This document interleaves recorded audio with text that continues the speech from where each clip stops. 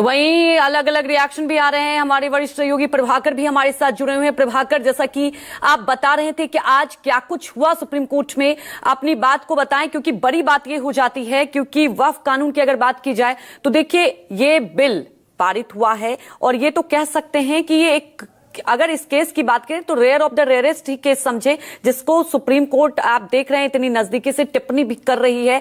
और अब देखने वाली बात है कि एक हफ्ते में सरकार को जवाब भी देना होगा।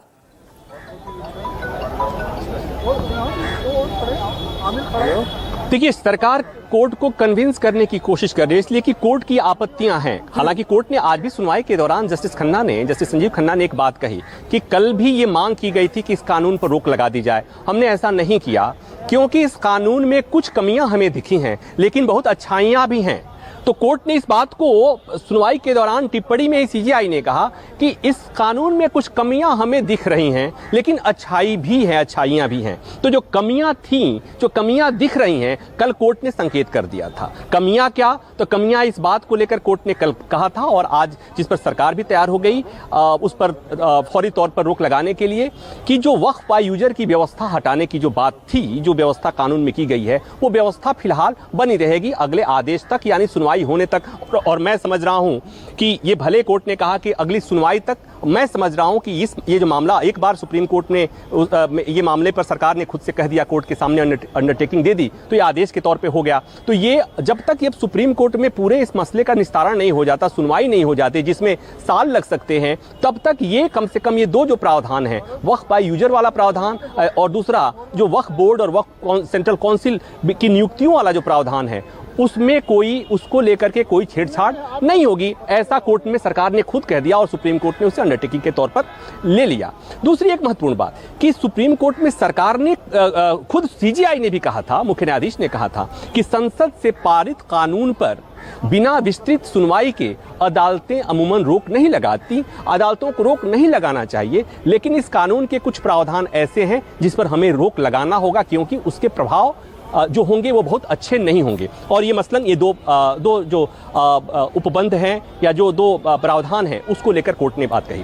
तो आज कल सरकार को ये बात पूरी तरह लग गया था कि सुप्रीम कोर्ट आदेश पारित करेगा ही करेगा। तो आज सरकार की कोशिश थी, सॉलिसिटर जनरल की कोशिश थी कि किसी तरह से सरकार सुप्रीम कोर्ट को आदेश पारित करने से रोका जाए। तो सरकार की तरफ से सॉलिसिटर जनरल इस मामले में कामयाब हो गए कि कोर्ट ने कोर्ट को आदेश देने से तो मना लिए कि आदेश मत दीजिए, लेकिन दूसरा ये कि जो कोर्ट ने आदेश देना था वही बात सरकार ने खुद मान लिया कि हम इसके लिए तैयार हो गए हैं। तो अब बात आती है कि आगे क्या होगा। तो आगे ये होगा कि सरकार ने 7 दिन में जवाब देना है, उसके बाद तमाम पक्षकार उस पर अपना जवाब देंगे और 5 मई को सुनवाई होगी। 3 जजों की बेंच सुनवाई कर रही है, लेकिन याचिका में जो बातें कही गई हैं, फंडामेंटल राइट के सवाल उठाए गए हैं, धार्मिक से जुड़े स्वतंत्रता की बात की गई है, धार्मिक संस्थाओं के रखरखाव की स्वतंत्रता की बात की गई है, संपत्ति के अधिकार की बात की गई है। तो ये जो वक्फ कानून की बात, तो ये ऐसे जो बातें हैं वो निश्चित तौर पर तकनीकी बातें हैं, संवैधानिक बातें हैं, सुप्रीम कोर्ट के पहले के फैसले होंगे। तो ये हो सकता है कि जब अगली सुनवाई होगी तो उसमें इस बात पर भी चर्चा हो कि इस मामले को बड़ी बेंच को भेजा जाए। जाहिर सी बात है, संविधान पीठ यानी 5 जजों की बेंच या उससे बड़ी बेंच में भेजने की मांग भी की जा सकती है। और अगर ऐसा होता है तो फिर यह मामला लंबा चला जाएगा, मतलब कि संविधान पीठ में मसला जाने का मतलब होता है कि बहुत समय लगेगा। लेकिन जो मैं समझ रहा हूं कि आज जो सुप्रीम कोर्ट ने ये स्टे, सुप्रीम कोर्ट में सरकार ने अपनी तरफ से जो स्टे लगा दिया है, जो सुप्रीम कोर्ट ने रिकॉर्ड पे लिया, ये व्यवस्था मैं जो समझ रहा हूं कि जब तक सुप्रीम कोर्ट इस मामले में पूरी तरह से इस मामले में फैसला नहीं दे देता है, विस्तार से सुनवाई के बाद फैसला नहीं देता है, तब तक ये व्यवस्था लगी रहेगी। ऐसा ही होता आया है सुप्रीम कोर्ट में अमूमन।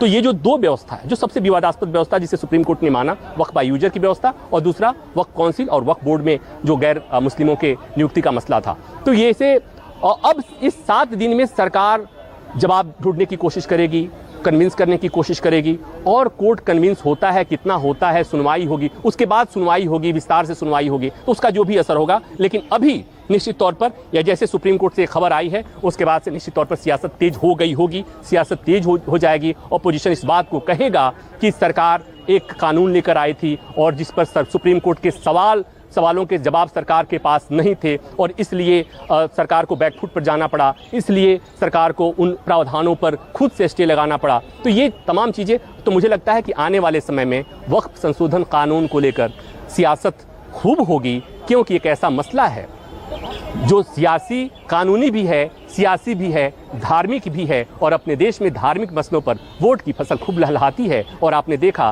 कि जैसे ये कानून पास हुआ, कानून के पास होने के पहले ही सुप्रीम कोर्ट में याचिकाओं का आना शुरू हो गया। करीब 150 से अधिक याचिकाएं सुप्रीम कोर्ट में आ गई थी और इसीलिए मुख्य न्यायाधीश को ये बात की चिंता हुई। उन्होंने आज कहा कि 150 याचिकाओं पर सुनवाई करना मेरे बस की बात नहीं है और इसलिए उन्होंने कहा कि हम चाहते हैं कि 5-7 याचिकाएं आप बता दें कि हमें किस पर सुनवाई करनी होगी। और इसलिए कोर्ट ने एक बात और की है कि सामान्यतया सू मोटो मामले पर इन रे लिखा जाता है, जिसमें सुप्रीम कोर्ट सू मोटो मामला लेता है। तो सुप्रीम कोर्ट ने इस मामले की सुनवाई जब आगे करेगा और सुप्रीम कोर्ट के वेबसाइट पर जब इस मामले की लिस्टिंग होगी तो किसी के नाम के साथ ये याचिका, नाम के साथ ये मैटर नहीं लगेगा, ये इन रे करके होगा, जिसे सामान्यतया जब सुप्रीम कोर्ट किसी मामले में सू मोटो लेता है। उसकी वजह क्या थी? इस वजह ये थी कि लोगों में होड़ लग गई थी, व्यक्तिगत तौर पर, सियासी तौर पर, एनजीओ के तौर पर, धार्मिक संस्थाओं के तौर पर, पक्ष वाले, विपक्ष वाले, राज्य सरकारों की तरफ से इतनी सारी याचिकाएं, ऐसा बहुत कम होता है। मुझे लगता है कि देश के इतिहास में ऐसा इस तरह से याचिका सुप्रीम कोर्ट में दायर करने की होड़ मैंने होते हुए कम देखा है। अयोध्या में हुआ था, उससे भी ज्यादा यहाँ पर होड़ होते हुए मुझे दिखा था। बिल्कुल प्रभाकर, 150 से ज्यादा याचिकाएं लगाई गई। आप हमारे साथ बने रहिए।